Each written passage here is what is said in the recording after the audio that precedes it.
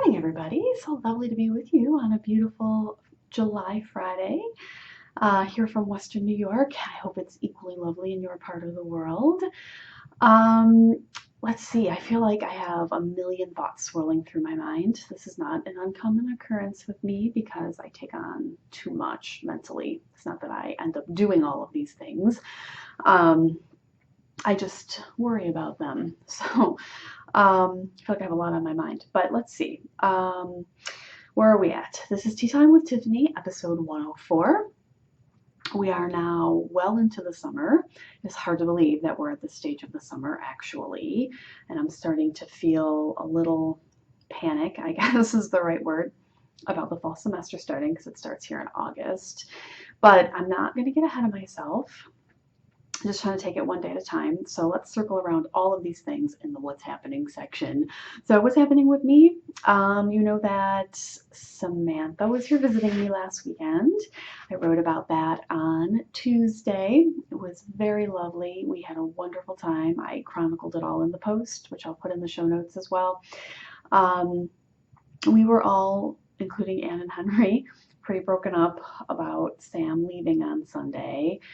And woke up that evening after she had been in bed for an hour or two crying, saying that she missed Sam. So we're going to definitely be trying to do some Google Hangouts and such with Sam coming up here so that the kids can visit with her in that way. So it was like it always is when you have one of those wonderful get-togethers when you don't get to see each other very often. It's really hard to say goodbye because you don't know exactly when you'll be seeing each other again. But we're, talking about some stuff for next summer. So hopefully that will come to fruition. Maybe a Catholic nerd trip out to some shrines a little bit further east of here. So we will see. Keep you posted on that. But it was just a wonderful time. So after that, I had to get back into the work week, and that was not an easy thing. I just feel, in the summer, this is the only time that it's really.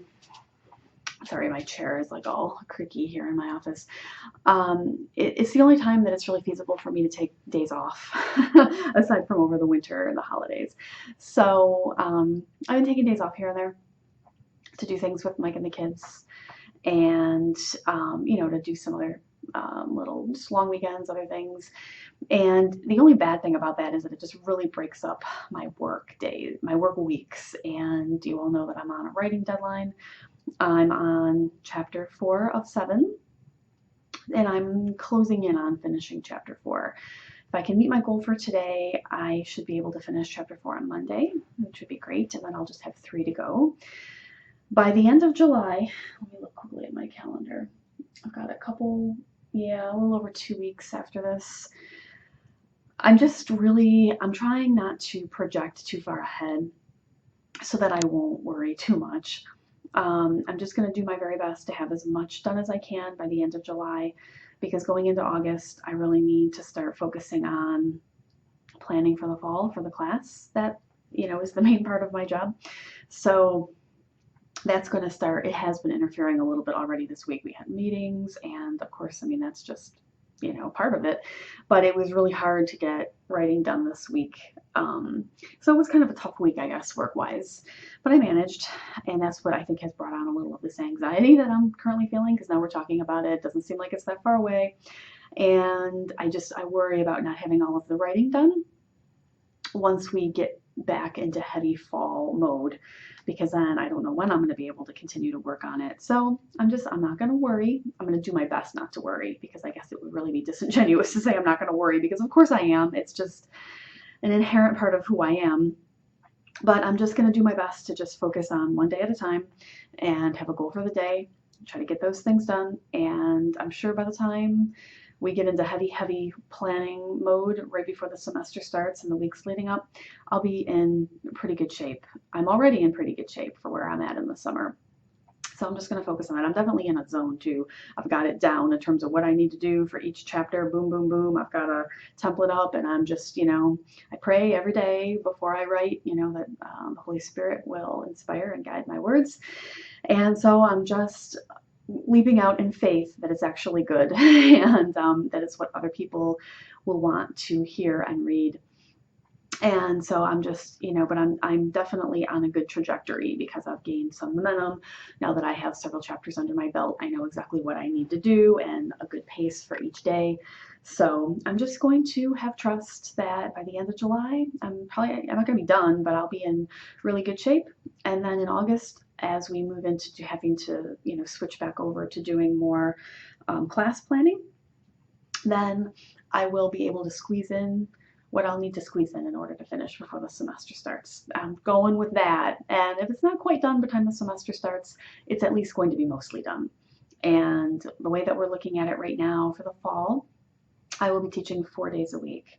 So I will have a fifth day that I won't be teaching. I'll be here, but I won't be teaching. And I'll be able to work on other things. And of course, I'm going to need to work on grading and answering student emails and other class-related stuff like that, lesson planning for the next week. I've got the first class on Monday mornings at 9 a.m. So I'm always going to need to be on the ball for the next lesson. But I'm hoping that if I have everything drafted, editing on that day, I'll be able to squeeze in. So keep your fingers crossed for me, or keep that in your prayer intentions. I hope springs eternal, but that's what's going to happen. So that's what's been going on in my work week. Besides that, I've had lots of dance stuff swirling around in my brain because it is high dance season. I had last weekend off from dance. This weekend I mostly have off from dance. I just have I have my regular Friday rehearsal, and then we've got an extra Sunday rehearsal for our big events that are coming up, which is usually only 45 minutes, no biggie. So it's mostly a weekend off. But I have next Saturday, a week from tomorrow, we have a troupe performance at the public library. That should be interesting. And I have a gig where I will be dancing solo in the evening. So that's going to be a long day, needless to say. I will be dancing with props for both. So I'm going to I'm actually also doing a solo at the library thing because she needs extras. So Sword will be accompanying me for both of these, and so I'm going to be pulling him out of his storage spot. Got some ideas for how I can dance with him. I forgot about that libraries. Ooh, because I'll have to dance with him for the whole song. For that one, with the longer set at a gig, you can just sort of make a spin around the room with the sword and then put it aside, but you can't really do that when in this other situation. Anyway, so I'll need to kind of plan that out, won't I? But I have a full week, so I'm not going to worry. I put my set list together for the party gig. I have to dance for 20 minutes. It's just one set, which doesn't seem too onerous. I danced 3 on New Year's Eve, so this seems easy in comparison, which is good.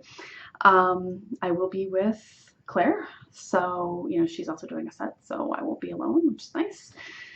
And I'm a little nervous, but I have to prepare for it this week, and so I'm sort of getting my mind into dance mode. I created that nice set list. Yeah, so I'm just going to be spending some time practicing and such, and doing that over the course of the week. So I've been trying to get those creative gears turning. And that's been dominating my thoughts this week between the work stuff and dance stuff. So that's what's going on with me. I hope that your summer is, coming along well. We're at the hottest point here where I live. It's humid. It's not overly hot. I mean, it's been warm, but it's just been humid. I don't like humidity, I have to admit. It's the only thing that I don't like about the climate that I live in. And it's not like it ever gets that hot here. There are whole summers that go by where we don't even get to 90 degrees here. But when it does get warm, it gets humid. And yesterday it was humid and it rained, and I got caught in the rain without an umbrella when I was coming out from a dentist appointment that I had early yesterday. And then my hair, it just, it all curls up to my head. And it just feels blech for the rest of the day. You just feel sticky. And then when you're inside, you're either sticky, or if you're in an air-conditioned space, you're over air-conditioned and cold. And then on top of the stickiness, if you just came in from outside, it's not a good feeling or a good look. So just been, but it's only like that around here for 2 months out of the year, so can't complain. But July is one of them. So here we are. I'm just hoping that the weekends when we're going to be dancing outside aren't going to be too bad. And next Saturday, we're dancing outside for the library thing. And then I've got to still manage to look, because usually by the end of an outdoor thing like that, I am a wreck. I mean, because then you're sweating and your hair, oh, that's going to be rough. I have to still then manage to look presentable for the second and fresh. How is that going to happen? I don't know. And there's a short window in between. It's not like you really have time to shower. Just like an hour and a half. And I have to eat in there too, so that I don't get sick. So that's going to be, it's going to be a challenge to pretend that I look glamorous for that length of time, because I don't. So we'll be putting on quite a facade to look presentable for that length of time in the summer conditions. So just kind of going through our summer routine here. So that's what's happening. Let's see what is going on in terms of our bookshelf and our prayer closet. So on my bookshelf, I'm going to be reading Harry Potter for the foreseeable future. That's what I actually have in the show notes. Harry Potter for foreseeable future. I'm still on Goblet of Fire. I think I'm only about 35% of the way through. I'm loving it. It's so slow going. I don't have any time to read during the day, and at night I'm exhausted, and I'm reading, and the Kindle's falling out of my hand because I'm falling asleep. So I'm doing what I can. I'm also reading The Well on the weekends. I'm loving that. For our summer book club, really enjoying the discussions that have been going on in the comments. Thank you so much for that. I've been responding to everybody.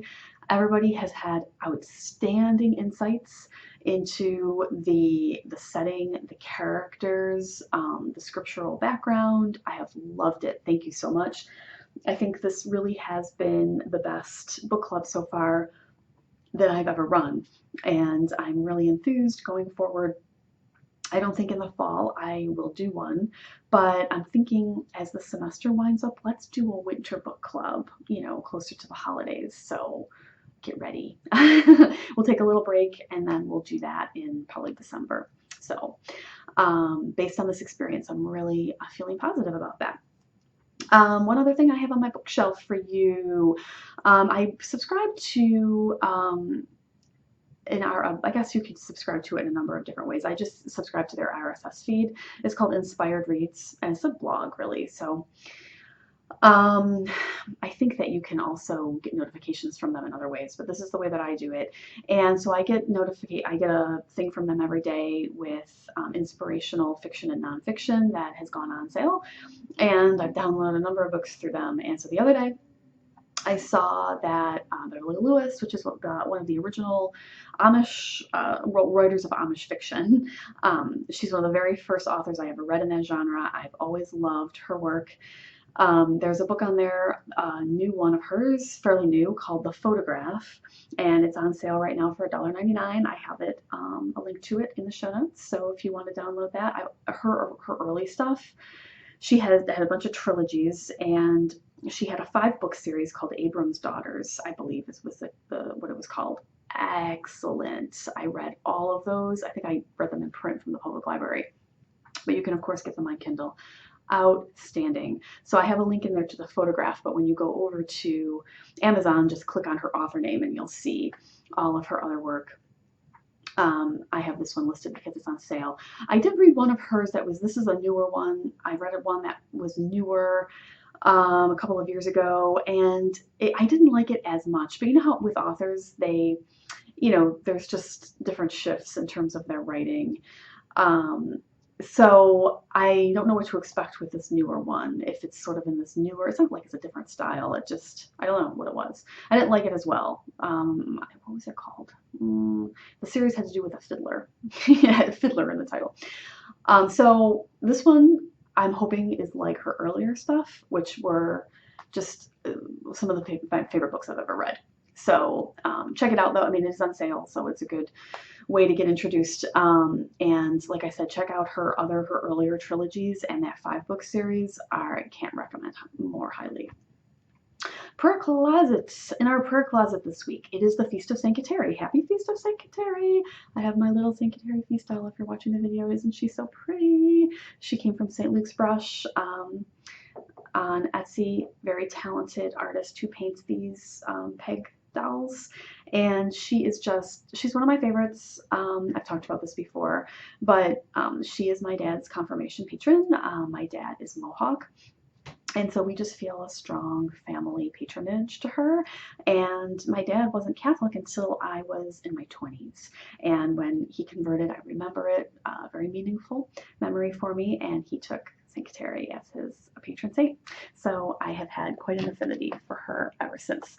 It is her feast day today. Other things in our prayer closet. I wrote a piece this week for Catholic Mom about St. Dymphna. Her feast day was back in May.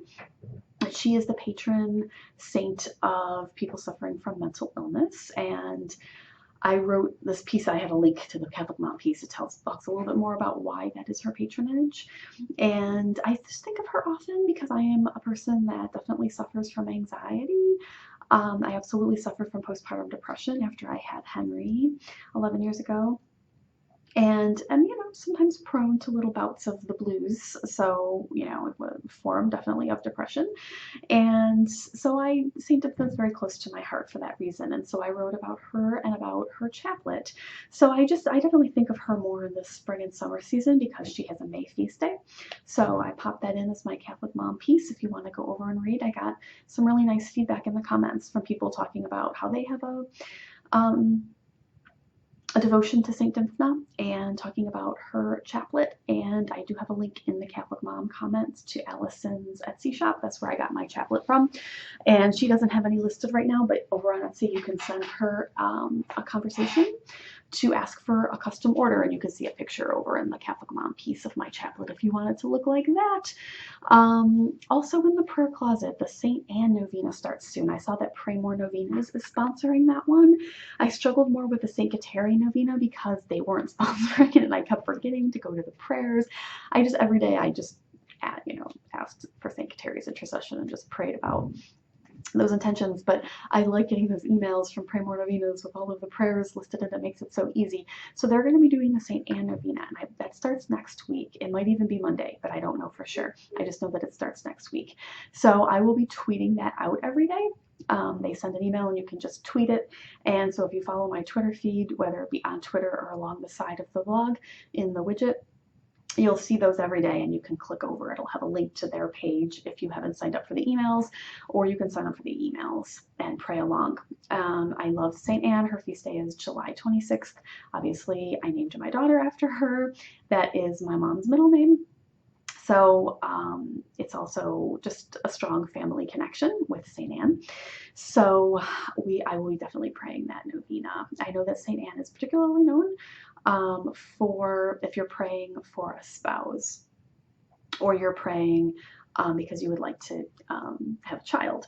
So if either of those things are on your heart, it's definitely a good time to join in, although of course you can ask St. Anne to intercede for you for any of your intentions, but I know those are her specialty. So we have that coming up. I'm kind of excited about that. I pray that one every year. I should try to find that St. Anne link. I will do that after I finish. In our Creative Commons, I've had baby knitting on the brain, and this is not an announcement about me. It's that I have a few friends who are having babies. So I have a little striped hat that I just finished knitting for a good friend of mine who's having a baby in November. So I finished that, and the yarn that I'm using, I have a link. I love it because it's self-striping. So this is Knit Picks Felice yarn. You'll see the photo in the show notes, and it will just stripe as you knit. I use the sport weight. They used to have a sport weight version. Now they only have fingering and worsted. I have a link to the fingering in the show notes, although I could pop the worsted in there too if I remember. But they change out the colorways all the time, and you can easily knit a hat out of either of those weights of yarn, and it just makes a lovely effect because you don't have to change yarn, and it changes the colors. So it turns out really cute. It's a very soft merino wool for babies, so it's just so soft against their skin, but it's nice and warm for winter babies, fall and winter babies. So I made a hat for her. I've got the pattern in there. It's a free pattern called Baby Bow Tie Hat. And I also got an email actually this morning from Love Knitting, and I have a link to the HTML version of the email in the show notes. To they're having a what are they calling it? Their Christmas in July sale, I believe, and they have a couple of really cute kid and baby patterns in there. So check it out. They've got a winter hoodie that has like a snowflake color work hood and a little muff for their hands in here.